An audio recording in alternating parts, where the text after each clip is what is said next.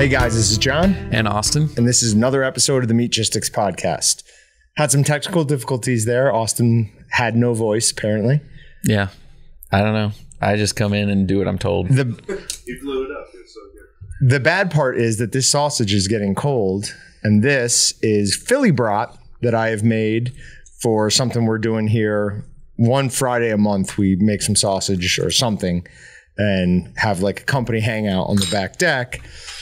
So one of the things that always gets brought up with Philly is what cheese to use. I like using Swiss cheese, but technically really cheddar would probably be better because it's closer to like the cheese whiz that they like adding to their Philly brat or their Philly cheesesteaks. This is also about 60-40 pork to beef. I was gonna say, I thought it was 40% fat. I mean, it looks very fatty.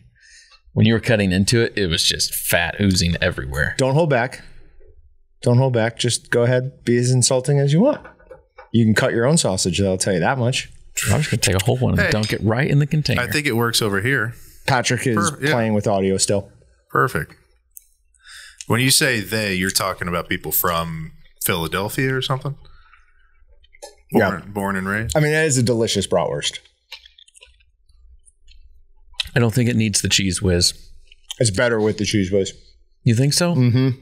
See, that's weird. I'm a huge, and this is, we're taking opposite sides of what I would expect because I'm a huge fan of cheese. Yes, you are. But cheese whiz, or what is this? Technically, it's Tostitos nacho cheese dip. It's not queso, so it's just the liquid cheese, but it's kind of crappy cheese. Oh, yeah. I don't even think it can call itself cheese. I think it's a cheese product. But no, who cares? It says cheese dip. Does it have any asterisks near that? Cheese-like product? I don't know. I bet you it does. Naturally and artificially flavored. There you go. Because, the first ingredient's water, and then it's canola and or sunflower oil, then maltodextrin. Oh, that's so bad for you. That is so bad for you. I don't think there's actually any cheese in this.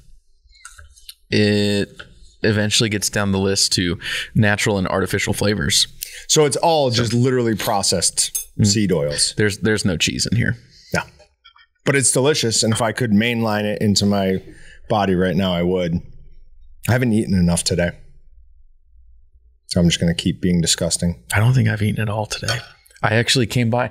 That's what I was going to ask you earlier. I was going to ask if we were eating anything because I was about to go get some lunch, and I was like, I should wait. Have at those sausages, sir. So good. Philly brat is amazing. Over the last couple of years, what are your favorite new seasonings? Name 3. No. Top of your head.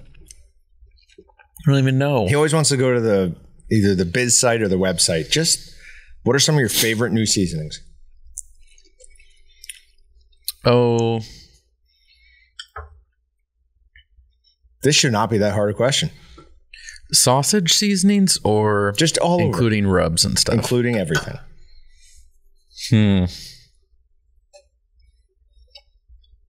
I like the taco snack stick. That one's new. Dill pickle's probably not new enough to call it. No, we've had that 5 years now. Taco for, snack sticks. Then maybe I got to throw in like the Mojo for seasoning and rub. Okay. And then I'm hesitant to put this one in the list, but I'm going to just because I have already ate like an entire bottle of it, and I'm probably going to eat another one soon. The new Terrapin Ridge Sweet Heat. It's like a spicy honey mustard, and that is absolutely amazing. See, I like that one, but I would put the Carnitas one as the best of those new ones. Sweet Heat would be number 2, and I think when we did this, Carnitas was your number 2. Mm-hmm. Yeah, absolutely phenomenal. The Carnitas has gone on every burrito I've been making recently. It's just awesome. I normally don't season like just straight up like roast and potatoes past Ultimate Steak and Roast Rub, but I dumped carnitas all over that last night. It was really good. Because it's absolutely delicious. Yeah. Okay. Moment of silence for our fallen mascot. Our lost friend. Okay. For those of you on Meatgistics, you know what we're talking about. We were all there with it at the very end. Is there going to be a silence, though? Doesn't Patrick like automatically cut those out? No. Okay. Good. I was about to say. I said moment of silence, and that's what really matters. It was the you thought. guys are on your own. There's no more silences anymore. That's all. Okay. So if there's a lull, that's on you. Why don't you cut out the silences? It was a technical issue, so we can discuss it further if you'd like. Not really. Okay. All right. You want to talk about the new Meatgistics update? Sure. Okay. Last couple of days, Austin and I have been working on getting everything ready to upgrade to version 3.0. It will be a larger than average update. Last time we updated, I don't think there were really any noticeable feature differences. I think it allowed us the ability to put a dark mode in. I would say that was the biggest one to the current version. This one is a bigger redesign. First, we did some stuff with the categories. We added some visualization to them on the main page, only on the main page. Then it has a little difference in how it deals with like topics, all the icons that you're used to seeing at the top. Those are now on the left-hand side in a dedicated sidebar. Yeah. Or on mobile, instead of opening the menu from the top, you open the menu from the bottom, which is going to throw some people off. Sure. But we're planning on flipping this live sometime in this upcoming week. We will probably do a live stream just as soon as we do it. Won't be a huge one. We'll probably only do like an hour or so. Just to talk people through in case they have issues, because we don't, especially on something like Meatgistics, we don't want to frustrate everybody and make it so that they just get to the point where they're mad and don't want to mess with it anymore. But on waltons.com we do. Is that the implication there? You said especially on Meatgistics. Well, I don't know. I don't know how to describe it. Like, I don't know. I'm just calling you out. I'm just going to leave it at that. Right. But I took a big bite because I thought you were going to be talking for a while there. But no. Tomorrow and Friday. So by the time this comes out, I will hopefully have already shot my turkey. Brett and I are going on something called the Kansas one-shot turkey hunt. It's only about 30 minutes away from here. So we're going to go up there during the day. Tomorrow, so Thursday, is some shooting stuff. We go to a shooting range, and then we can go to trap shooting. Then there's a banquet. Then I'm coming home, and then I'm going to go back the day of. Why is it called one shot? Do you only get one shot? Or do you just get one turkey? I don't know. No idea? I have no idea. I do know that it's a competition for the biggest turkey, but I'm shooting the first turkey I see. Like, I don't care what it is. No, you should. My guide could be like, wait, that one's not big. Boom! I'm shooting. Don't do that. I don't care. I want to kill a turkey. I'm pretty sure you're going to see a lot of turkeys. Like, I'm not sure that's true. I don't know. It's been unseasonably hot out recently. Nah, I don't know. What do you mean, no?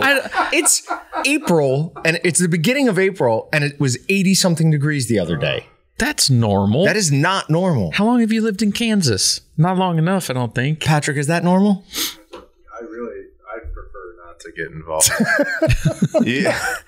My favorite thing is that, like, Austin wanted to disagree with you so bad, but it took like. He had to build up the energy to disagree. He's like, come on, do I even really? Because he didn't even want to talk about it, obviously. But anyway, so we'll see how that goes. They also have some raffles and stuff going on, so I'm super excited for that. So I should be prepared for late night text. If I win, going, I won if again. I won, I will be all over the place. Your father is my good luck charm, though, because both times he's been there, I've won guns. Or both the times I've won guns, he's been there, I should say. So we'll see how that goes. But yeah, all in all, should be a good time. Only thing I'm worried about, I'm spraying all my clothes down that I'm bringing with tick stuff today, and then you just let it sit on it for a couple of days. Because, man, when I walk my dogs, the number of ticks, none of them bitten me yet, but the number of ticks I've like picked off my arms or legs recently is unbelievable. And a few of them, I don't know for sure if they're the Lone Star tick, but they have that like white, it's almost like a stripe or a notch on their back. So I don't know if they are the Lone Star tick.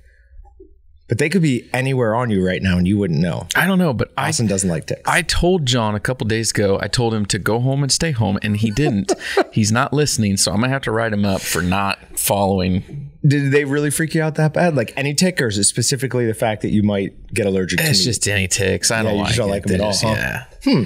Like, if they would just bite you and go on, I'd be more okay with it. But the fact that they just bite and they just sit there. No, generally, I think they need like over 12 hours to be able to transfer the protein for either Lyme disease or the alpha gal.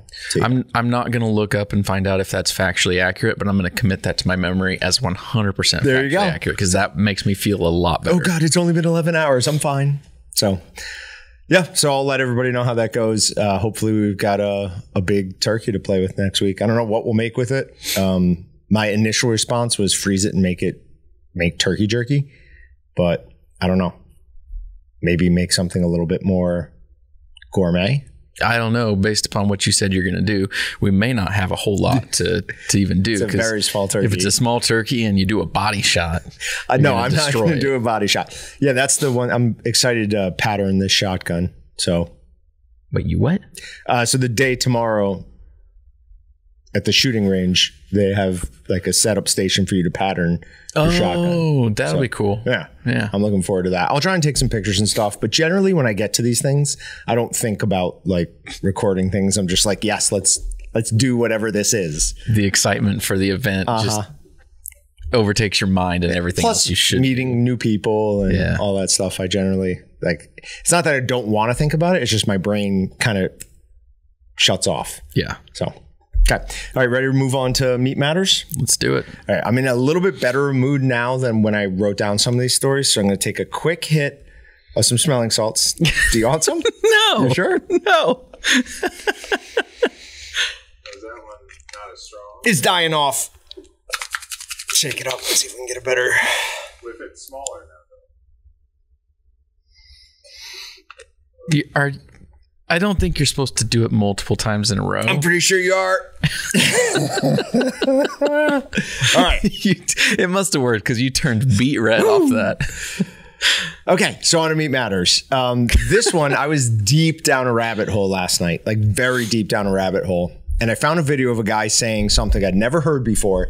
And the last 2 nights, I've done this amazing thing, at least for me, where I usually, if I'm thinking of something on my way to go to sleep, I'll be like, oh, that's a good idea. I need to remember that. Can never remember what it was the next day. 2 nights in a row, I've been like, that's what I was thinking of as soon as I wake up. So I don't know what's going on, but it's got to be the smelling salts. I don't know. I don't know. But he said that most, if not all companies who are trying to make lab-grown meat are starting with something called immortalized cells. Okay. My ears perked up right away because I know what immortalized cells are. They're either cancerous or precancerous cells.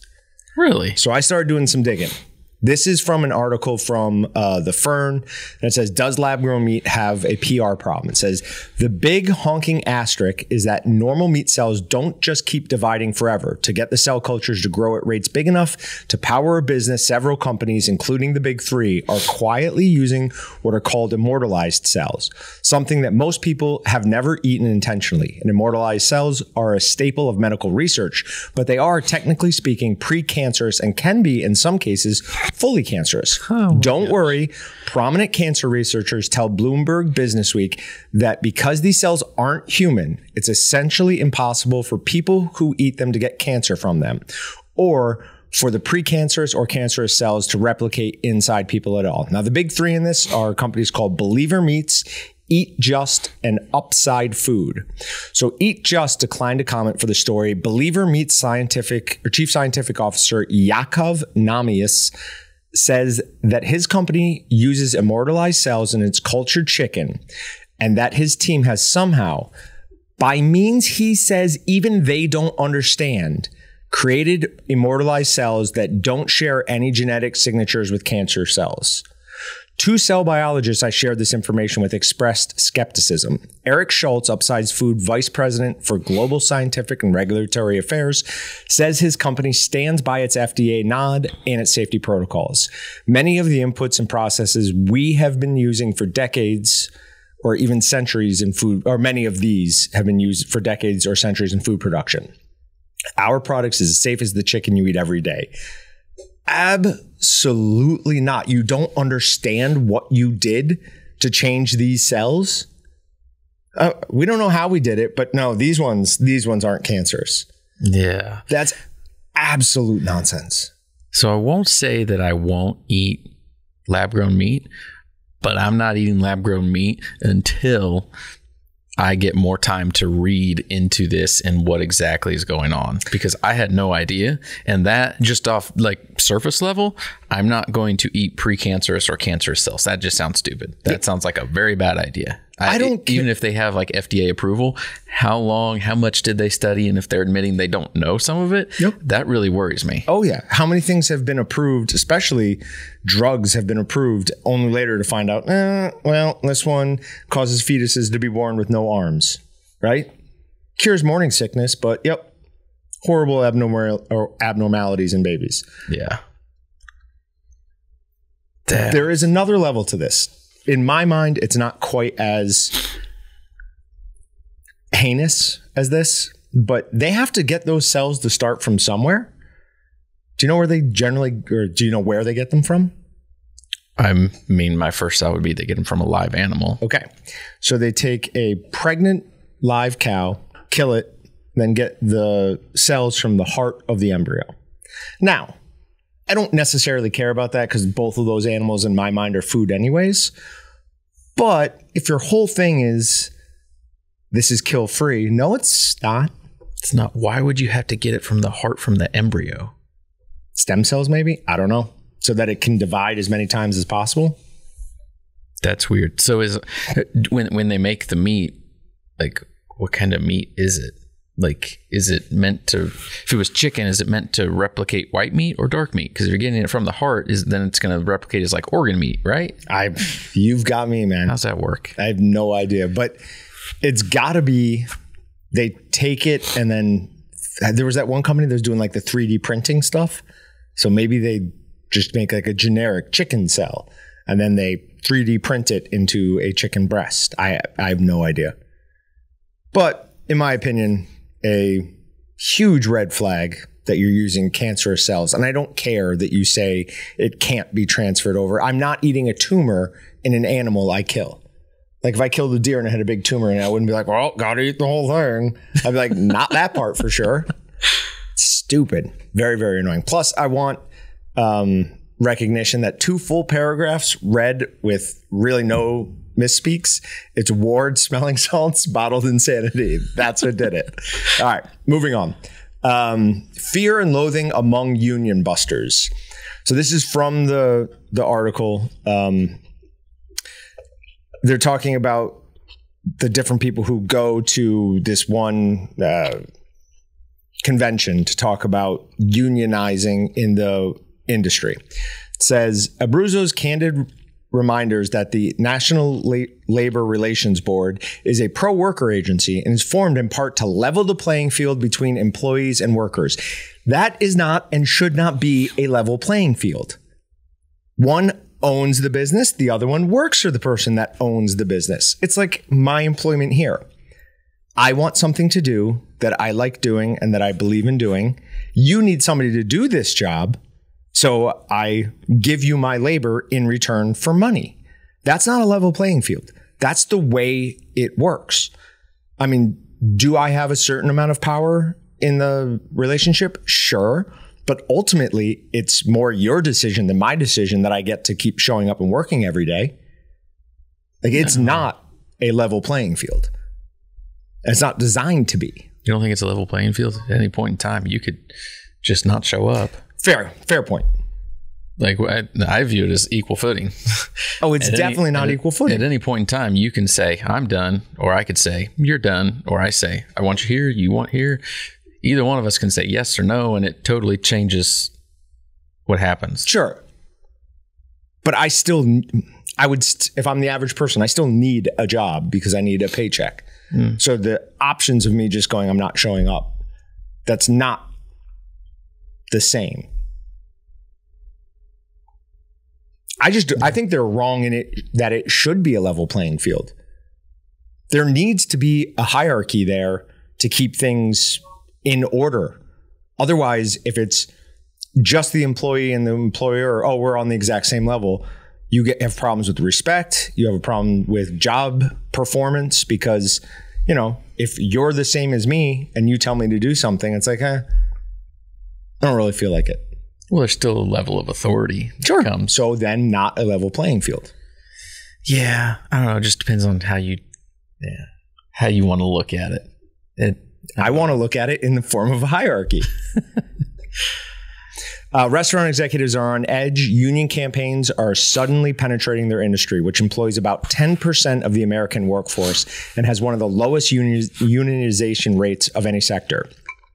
So at the Restaurant Legal Summit held by the legal arm of the notorious National Restaurant Association, executives linked to Aramark, Red Lobster, McDonald's, Auntie Anne's, Cinnabon, Arby's, and Dunkin' Donuts had gathered with management side employment lawyers to plot ways to beat back a resistive workforce demanding higher pay, better working conditions, and increasingly union representation. This is legitimately from the first line of this article. Comrades, said Chapel Phillips as he grabbed the microphone. Please don't leave the conference. It's all better from here. Comrades.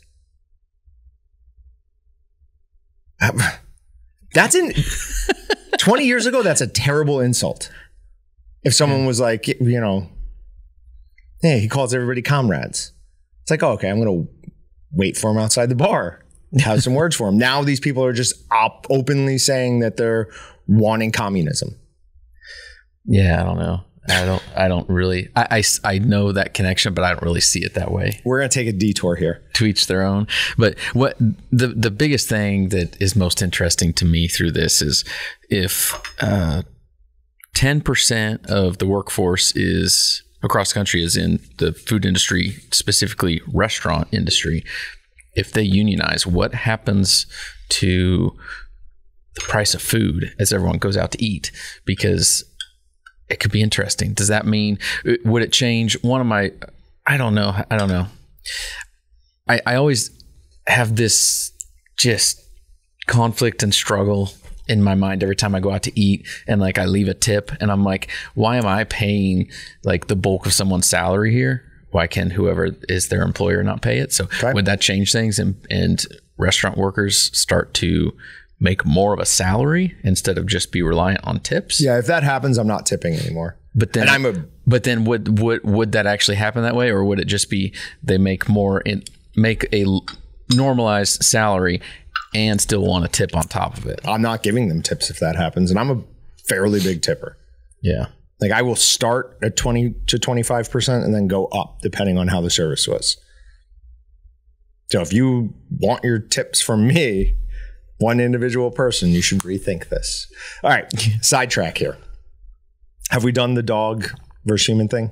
Dog versus human, no. That means no. No. You're walking down a path. On the right side is, say, saddle.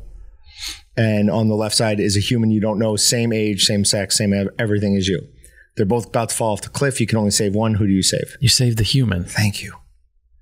The number of Some people would save the dog. The number of people who have said dog was... Dog killer. was like, I love my dogs. But there is not a second of me that'd be like, oh no, my dogs. After, I'd be like, obviously I'd be crushed. But a human's potential is so much greater than a dog's. You do bad as well. But you can't make that decision based on that. I don't have a leash for the guy.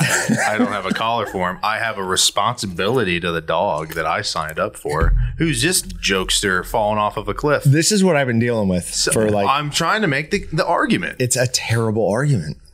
I can understand how people get there. I don't think it's right. Hannibal Lecter and Scooby-Doo are on cliffs. But no, you can't know anything about the person. No, that's my argument too. If you don't know anything about the person, if it's a terrible human being who deserves to be put to death anyways, you still save the human being. You still save the human being. What if it's a dog that saves lives in a fire later? See how this game works? No. All human life is intrinsically valuable. Yes. And so you can't, in that moment, it's not your job to judge whether if it's a terrible human being, it's not your job to judge whether they live or die. In that moment, human life is intrinsically valuable and you need to. So you're saying, do nothing. He said it's not just let them both die. Let them live either. So you don't get involved. Is that the number of people here even who have said dog and like confidently, even after I push back, go, no, dog. I'm like, oh, we're not going to make it. Yeah. And like, as a human race, we're not. If we're valuing dogs above humans. Survival of the fittest. If that guy falls off a cliff, maybe it's for the better, right? No, that's not how survival of the fittest works. You get more elite, don't you? That's not how survival of the fittest works. What happens when only elite is left? The cream rises to the top. Huh. Well, Patrick's an elitist. Never would have guessed that. Never would have guessed that. So I thought we also should have talked about how tall is the cliff, because what if it's only 10 foot? A dog could probably die after a 10-foot fall, but a human, your average height is almost 6 feet. You're only actually going to fall 4. They're going to die. Both of them. It's 1,000 foot. Okay. Now, granted, I would never be out in that 1,000-foot path. Because, so I don't know if it's agoraphobia or whatever that is. Who takes a dog out there anyway? Sounds like you had it's a bad owner. Ulterior motives anyways. Like, I'm leaving my dog. Oh, this guy's on oh, God, I got to save this guy now too. To loop this back around, in one of the previous articles when we were talking about the lab-grown meat, one of the things that started lab-grown meat is PETA. Organizations like PETA, how they would view this is you could save either one. At least in my opinion, that's what they would think. I might be wrong, but you could save the person or the animal because there's no difference. PETA might actually tell you to save the human. And the reason for that is because PETA wants to abolish all pets. Like they don't want anyone having cats, anyone having dogs. That'd be interesting. Yeah. I don't know. But some people legitimately view people, a rat is a pig, animals, a dog is a boy. Everybody, everything is equal. And so if you get to that point, it could be rationalized that it doesn't matter which one you do. Your issue comes further back behind the scenes of why do you think that? So, yeah, that was a phrase I first started hearing sometime late in high school, and it was a rat is a pig, is a dog, is a boy, saying that they all have the same life. Like the same value. And that's bad. This is what I grew up with or dealt with growing up in New York, like things like that. And then I thought I made it down here. Like, okay. And then I asked this question. Everyone's like, oh, the dog. Dogs are so much better than people. I'm like, oh my, they're not. If someone really faced that situation, I bet they'd do something different. Okay. That was my point. Because just the weird way my brain works, I've spent a lot of time running through weird, like, scenarios like that and being like, what is the correct moral decision? What should I do? I think there's a way we can both get what we want out of this. Instead of it being a cliff, it's like you have to kill one of them for something else to happen. So that way, you're valuing them both. I'm obviously not going to kill a person. I would never kill a person who wasn't directly threatening me. You have to see, now you're not playing. So I'd kill the dog. Okay, there you go. Dog killer twice. Yeah, that would be a better way to look at it. That's even easier. Much more dark. No, that's what I'm saying. It's an easier decision for me to make, who was initially on the dog side. But then if you just ask the question slightly differently, that's an awesome point. Okay, so you're still valuing lives, equally, I guess is the way. So instead of being the savior, you're the executioner. Yeah. Ooh, there you go. Okay. Yeah, but then you're also a savior. Unfortunately, I'm my dog every time. It's 100 people die if you don't make this decision now, and you have to pick between those two. Boom. Oh, I would do it just a one-on-one. Yeah. Like for whatever reason, one of them had to die. I'd kill the dog. One of you have to die. We're not leaving this room until. Okay, so we've got this far. The dog is going to die. Now the bigger Which question one am I is: to? do we process it or not? Oh, I've told my wife so many times that I'm eating Brutus. Like I've told her she's wanted a pig for forever, and I told her we can have a pig when it's 3 years old. It gets slaughtered and eaten, and she just refuses to accept it. All right, moving on. Thank you for playing that game with us, and thank you for your answer, Justin. Also immediately answered human, save the human. So there's a few of us here. All right. Meat tax would boost health and cut healthcare spending. This is research from dutchnews.nl. So my only response to this is picture me in an American flag tank top with sunglasses shooting off 2 AR-15s while I had one of those helmets that had 2 beer things with the bendy straws as I'm drinking them. That's my only response to this. I will not eat less meat for any reason, especially one come up with over in Europe. High cholesterol? We've been over this. What do you know about cholesterol? You've been in the room enough times when I explain this. Dude, my doctor goes, you got a little high cholesterol, so just she suggested to take it easy on meat. So How did they? I just nodded, and I was like, oh, okay. Okay. How should I start it when I talk to her? I should go, my meat scientist buddy who does this for a living. Yes. Oh, no. Tell her, how about you do some research in nutrition and realize that the cholesterol you eat is not what's causing cholesterol buildup in your body. Like those two things are not related, it turns out. That's my problem with doctors. They don't keep up on any of this stuff and then they act like they're experts on it. It's not right. Yeah, that's why you don't go to the doctor. Oh, no, you're saying that too. Okay. I thought you were coming around to my side. I went to give Austin a high five and then I realized he was mocking me. I took it back. Did not give him his high five. All right. I feel like they should have to like if I have a driver's license and I have to like renew it every once in a while, like they should have to do updated textbook jargon or whatever. That's a great idea. The new science on stuff. I don't know enough to talk about. I think maybe there is something like that. There might be something. They go to conferences, but they, But they might be like required to go to a certain number of conferences a year or something. Yeah, but we all know what those are. Yeah, that's fair. They're getting loaded at the bar downstairs. Yep. They're going by the pool. So I might be willing to use myself maybe as a case study for something here. What is it? Is it next week? Yeah, it's not this Friday. It's next Friday. I'm going in to my chiropractor who does a lot of nutrition stuff. And I don't know a ton, but from what I know from him and what I hear from him and see and everything, like I think he really knows his stuff and is really good at what he does there. Knows a lot about nutrition. So he does like, I'm going to butcher the description of it, but some sort of micronutrient study and body panel of what's going on, this and that. And then it takes like 2 weeks, 3 weeks. I don't remember. It takes a while to get everything done. You go back, follow up, you check everything. If I get that, I'll have to bring it in. Oh, yeah. Because I know my cholesterol's high too. I talked with him about that yesterday, I think it was. And he was like, yeah, your cholesterol's high is probably causing a lot of inflammation in your body right now. And I'm like, yeah, but we know but that's your stress level. Yeah. Stress triggers cholesterol like crazy. So I'm sure that's what it is. And if your chiropractor and I might have to. I'll have to bring in whatever I can and see what you think and see how much how much I can share. It might be interesting. I should go have my blood work done again. I did it like 4 years ago or something. You didn't have to go to the doctor to do that. No, I know. The guy looked at it and he's like, you're perfect. He's like, your triglycerides are exactly like everything. He's like, this is all exactly where it should be. So I was a little bit healthier then. You got the answer you're looking for and you got the hell out of that. Oh, yes. You went, oh, sweet. See you later. Bye. The only reason I did it because they were doing it at my wife's work. And I was like, sure, whatever. But yeah, maybe I should do that again. I'm not in the same shape I was back then. But do you not donate blood anymore? No, I don't donate blood anymore. Oh, man. Because 2 times in a row I went, they were like, One time they're like, your iron is too low or something. So you're not a healthy specimen. And I was like, that's that's ridiculous. And the next time I went, said something else. And I was like, all right, you guys are wasting my time. You guys are full of it. You guys are wasting my time here. Go away. I'm the healthiest human on this planet. I am. Like I say, you guys are all going to die one day. I'm pretty sure I'm going to live forever.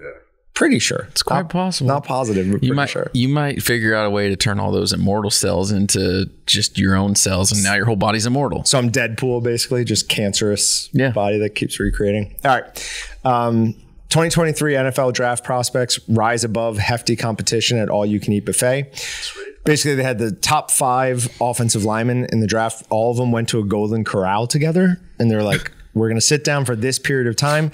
Everyone eat as much as you can. And then they weighed themselves before and after. So we'll start with the lowest, which was Steve Avila from TCU. He weighed 339 pounds before and 339 pounds after. So how does that happen? Did he... Scale wasn't very accurate, right? Midway through, decided to take a bathroom break. Something had to happen there. Leak, yeah. Alu Alawatimi from Michigan put on 5 pounds.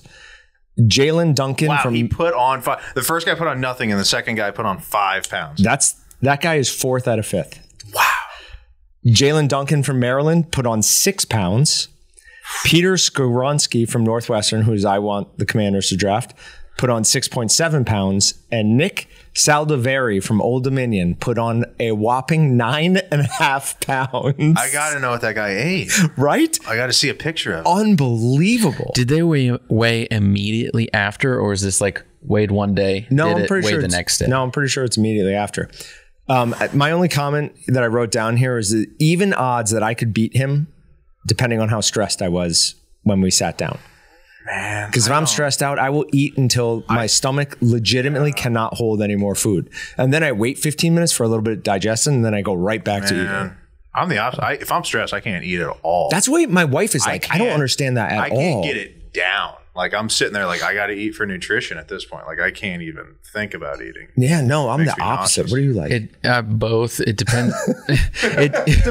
Depends on the type of stress. No, seriously. Well, you're under so much stress normally that like you probably have a normal level of stress and then a high level of stress. Yeah, so like normal, just more low level stress, I can eat, and I eat too much. Okay. And then like overstressed and just way over the top, I can't eat. I was actually at lunch yesterday with my dad, and I was eating a pizza. I ate one piece, and I was like, I tried to eat a second piece, and I was just done. I was just like, I can't eat anymore. I just put it all in a box and took it with me.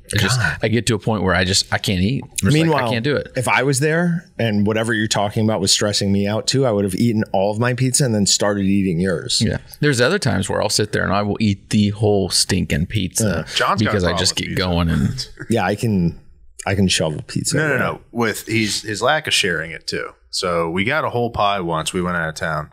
Got a whole, just me and him, not even work related. And just joking. And we got a whole pepperoni pizza. And this guy, I had like a slice. Once again, one of those kind of like, I'm out of town. I eat like a bite, and I'm kind of like, my appetite picks up right before I go to sleep. So I'm like reaching for something, maybe another slice. He kept all of it, didn't offer me any of the leftovers. So I had a slice of pizza, and we had done stuff that day. So I was kind of hungry and like no way to get. So I had to like eat at the bar downstairs and stuff like that. And I go, "What'd you do with those?" Like, "Oh, I had it for breakfast." He was in a great mood. "Oh, I had it right for my workout." Now I'm even in a better mood that I made you upset. Like, so yeah, you're gonna watch. Anytime he's around pizza, finish what you want and need, because he's gonna take it. Because I am going to take the rest of it. My wife, thank God, she's just okay with that. All right, Brett sent me this one. It's cash-fed cattle eclipse previous record highs. So not a good sign. Thankfully, Zach from Crable's got me on a list for, I think, June. Hoping June. Because cash-fed cattle prices traded in the north at 174 to 177 per hundredweight, eclipsing the previous mark set in November 2014 of 171.38. Dressed prices reached $275 to $280 per hundredweight. Both categories are $2 to $6 higher than the previous week. The South traded at 170 live, which is $3 to $4 higher. So no matter where you are in the country, get ready for beef prices to climb again. We're going to have, this is what is the result of all that sell-off last year during the drought. If we want to know more about like the buying and selling in those stages and what goes on in the interim there, maybe could get my brother-in-law to come back on. Get him to come back on. He was a great guest. Talk again. He was a great guest. I liked having him on. And all he wanted was Dr. Pepper. Yeah. I gave him a gift card too for. Oh, okay. Well, Curtis didn't get a gift card. He's also he was still on the clock. And he was promoting his book. Yeah. So Lukey bought one, and I was talking to him the next day. I said, yeah, I told some people where to buy it, posted some links. And he's like, yeah, I've seen some sales. I was like, yeah, it's like one in Minnesota. I was like, was it Mark Lukey? He's like, that is the name. I was like, yes, he did actually buy it. Cool. I love Lukey. That guy's awesome. He's when is that? Is he coming down soon? I don't know. Him and Rob are going to be coming down for Bust Clay. When is Bust Clay? Don't know.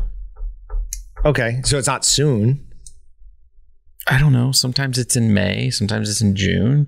I don't remember when it is. Nobody has talked to me about Bust Clay yet. Yeah, I put you on the email list. I actually need to talk to you and Dylan about it because I thought we had 10 slots. We have 8 slots. And so we got to figure out how many slots we have left. But okay.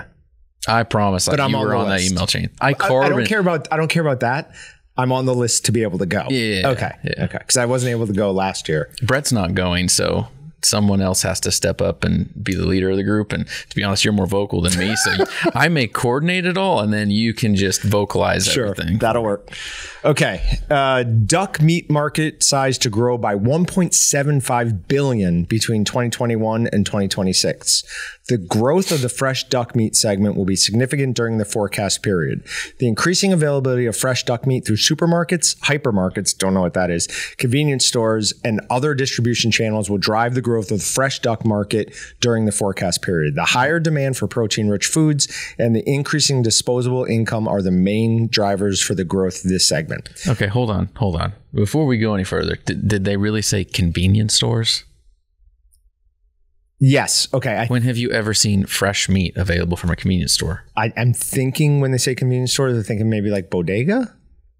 I don't know what that means. It's like a corner store in cities.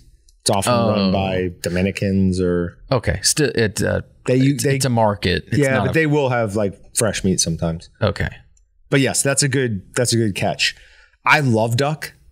Duck a la rancha, or however you say it, it's how I say it when I order, is one of my favorite meals to get while I'm out. Orange duck is also delicious. So I'm all for that. My big pushback on this is the second part of why they think it's going to go up. An increasing disposable income. I don't think that's going to happen from 2021 to 2026. I know it hasn't happened in the first 2 years. The past 2 years, disposable income has been going down. It's going to continue to go down until inflation and interest rates go down, because everyone that buys a house is spending more on their mortgage and interest, and inflation is destroying everything. And I guarantee you, across the country, everyone as an average is not making enough more money to offset inflation. Definitely not. Definitely not. Disposable income is going down. Definitely going down. Did I ever tell you about what my financial planner said with the Fed? I'm going to say no. He and I were talking about the Fed, and he did not know I hated the Fed. So I asked him, like, hey, how do you think the Fed is doing? And he just kind of went off. I was like, yes, right person. But he said they've lost control of the market. Said usually what they'll do is increase the price of money by increasing interest rates, and that will slow investment. And he's like, these stock traders don't care, or these market investors don't care. They just keep pumping more and more money into Wall Street. And he's like, and it's only going to make the collapse worse. So 1,000 rounds for each one of my guns. You too? Wait, are you saying you have 1,000 rounds for each of your guns? Yeah. Oh, I should. No, I probably don't anymore. Some of them I got. Yeah, no, I don't. I need more ammo. I don't have anywhere near 1,000 for my 6.5. But that would be insane. That would be excessive. There'd be no reason for that. So, okay, moving on. FDA warns not to eat these salads. I am decades ahead of the FDA because I have not been eating any salads for a very long period of time. You don't eat salad like at all? Not really. I can't remember the last time I ate a salad. Like, that's the only good way to eat some vegetables. You walk around with like like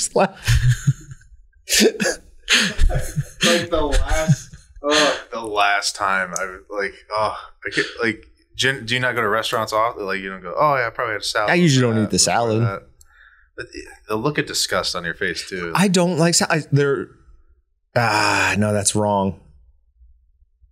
That hyper creativity thing we went to, they had a little salad. Wow, you had one a couple weeks ago. Yeah.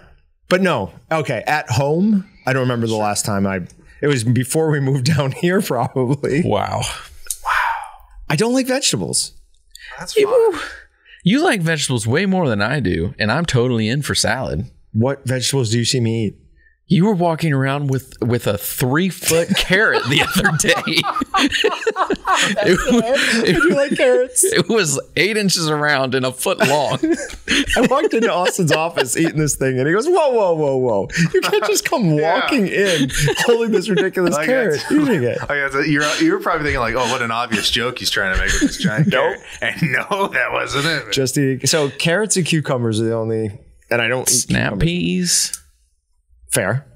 I don't eat cucumbers anymore because Excalibur discontinued salt and vinegar rub, which is I'm still angry about it. Oh yeah, this guy cleared a cucumber every day for months. Because it's amazing if you put salt and vinegar rub on cucumbers. He does a little toss in a bowl. Like I got so used to this guy just pound, and I hate salt and vinegar. Like the smell of that. Hey, we used the mojo seasoning on chicken wings. No other seasoning, just rubbed it with that. They were ridiculously good, like incredibly strong taste. Did you double season, cook, then season? Nope. Okay. No breading, no nothing, just that. Interesting. It was super strong taste. Because the biggest thing, I maybe phrase as complaint, maybe with the Mojo seasoning, is that it can change the flavor a little bit after you cook it. And I like the raw flavor so much that like if I put it in something and then it's like cooked and been in there too long, add a little extra so I get like the original. What are you calling the original flavor a citrusy or a garlic? More citrusy. Okay. Yeah. This didn't affect that at all because it was a very strong citrus taste. Really? Yeah. Okay. It was excellent. All right.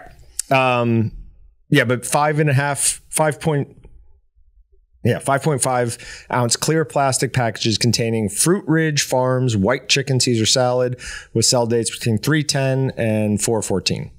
So don't eat those. Mushroom meat just as effective as animal meat at building muscle, study finds. I'm going to read a little bit from there and then we'll talk about it. The randomized trial was split into 2 phases. In the first phase, 16 healthy young adults completed a 3-day diet where their protein was derived from either omnivorous or exclusively vegan, predominantly mycoprotein, that's protein from a mushroom. During this phase, detailed measures of metabolism were taken. You can't learn anything from a 3-day study, so that part's stupid. In phase 2, 22 healthy adults completed a 10-week high-volume progressive resistance training program while consuming a high-protein omnivorous or vegan diet rich in mycoprotein.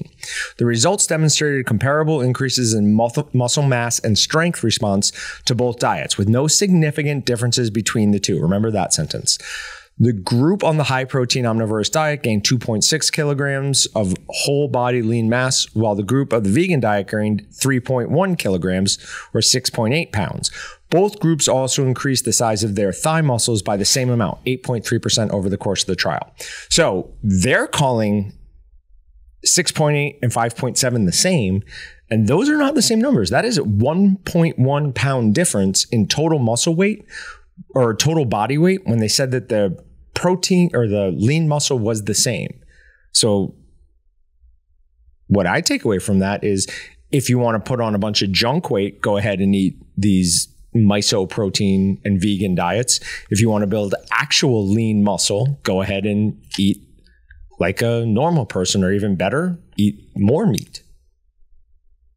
However, I do have to say some nice things about this study because I actually went to the study they referenced, and they did a really good job. They even tested the saliva of the people eating the mysoprotein, the mushrooms, to make sure they weren't cheating, which is incredibly rare. Normally, it would just be like on the honor system. And when they broke down what the macros were for everything, it was a little bit high on carbs, but they did 2.1 grams of protein per kilogram of body weight, which a lot of these studies, you'll see it as low as 1.5. So kudos to them. They did a good study. It was really well done, really well documented. If anyone wants to see the actual study, they can go to vegnews.com and look up mushroom meat, and it'll link to the actual study. It is very in-depth, everything they did. So pretty cool. But basically, if you want to add just lean muscle, keep eating either a regular diet or eat more meat. All right. This is from She Finds. So take this for whatever it's worth. Warns that processed meats like deli meats and red meats are associated with bad gut microbes, and that after the composition of gut microbiota, never heard that term before, leading to an increased risk of gut-related health issues like bloating and inflammation. My note on this is that we're suffering from too much data at this point, because there's just as many articles you can find that, the lion diet, the carnivore diet, whatever you want to call it, specifically uses your gut microbes response to all meat to reduce inflammation. Mm-hmm. So you can find something that says whatever you want it to at this point.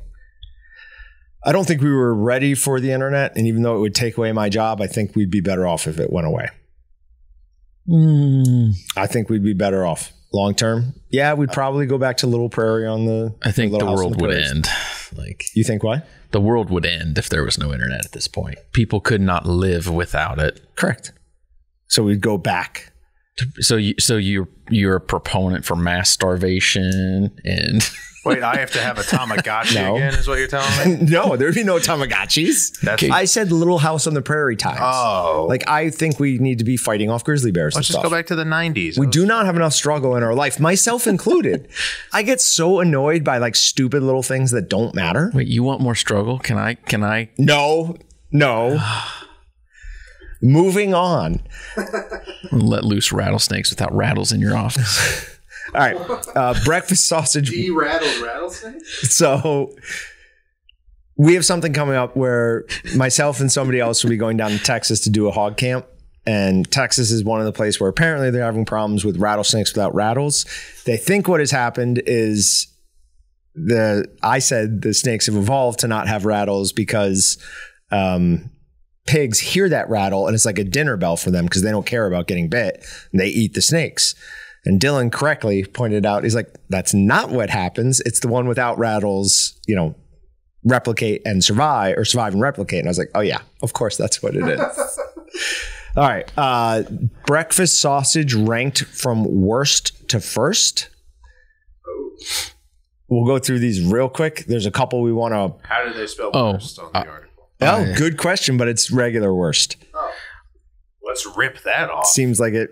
If the intro picture has anything to do with the article, number 15 is absolutely 100% wrong. Go from worst to first. That can't be the worst. The Butterball all natural frozen turkey breakfast sausage, you think is the best? Hold on, I got to look through the list real fast. Yeah, it's definitely not the worst because something else is on the list that I ate during my vegan diet. Fair enough. And it sucked. All right, so that's 14. 15, 14 is Bob Evans.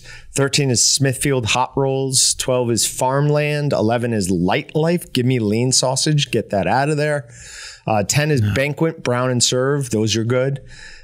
Jenny O all natural turkey sausage. Why is turkey on here twice? This is where I start to have major problems with it. Number 8 is Morningstar Farms veggie original sausage. That's not sausage. Well, and number 11 is plant-based too. Oh, is it really? That Light Life, I missed that one. Plant-based. Okay. So those two shouldn't be on there. You can't put that above anything that's pork. Pork with fat, hands down, better than all those. I would argue you can't even put it above the turkeys. I wouldn't put it above the turkeys.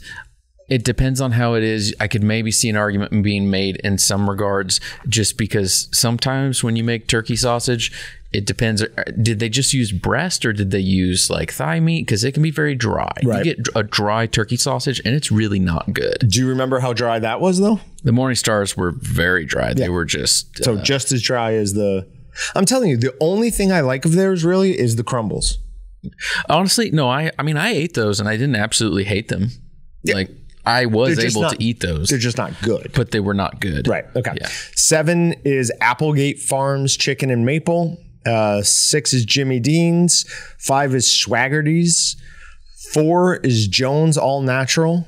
And that's turkey one as well. And then here's where I want to break my laptop. Number 3, the third best breakfast sausage is Impossible Sausage. Are you kidding me? What's the qualifications to be on the list? Right. Is there any? No. Who wrote this? Was this they just stopped a bunch of people walking into, I don't know, what's a super liberal store? Some super liberal store in New York City. It's like, oh, let's ask you. Because these are the most ridiculous responses. Let's take a hit. Yeah. Whoever wrote this, like, I wish there was a way that we could track them down, get a hold of them, and then like cook them a gourmet meal. Oh, like do something nice. That's not what I was planning on doing to them. Because like there's no way that it'd be like give them a blind taste test, cook a whole bunch of stuff up, and make them choose what they think is best to worst, and they would choose the absolute worst for the Impossible Sausage, the Morningstar patties, and everything that was pork. The only thing that they got right is the number 1 on their list. That's a very fatty sausage, and yes, that's going to taste amazing. So number 1 is Farmer John Classic Pork Sausage Link, and just from the picture, they look like they're 70% fat. Oh yeah, I mean all fat. So those would be delicious. They're also skinless though. But that person who wrote this article, they would just lie to you. You'd have to give them sodium pentothal first so that they would tell you the truth. Because otherwise they'd be able to identify the impossible and they'd be like, I like it even better now. We could put them on a lie detector. Thumb screws? No, just put them on a lie detector. We don't need to actually like abuse. I know we don't need to. Anything we do to them, we're going to do to you.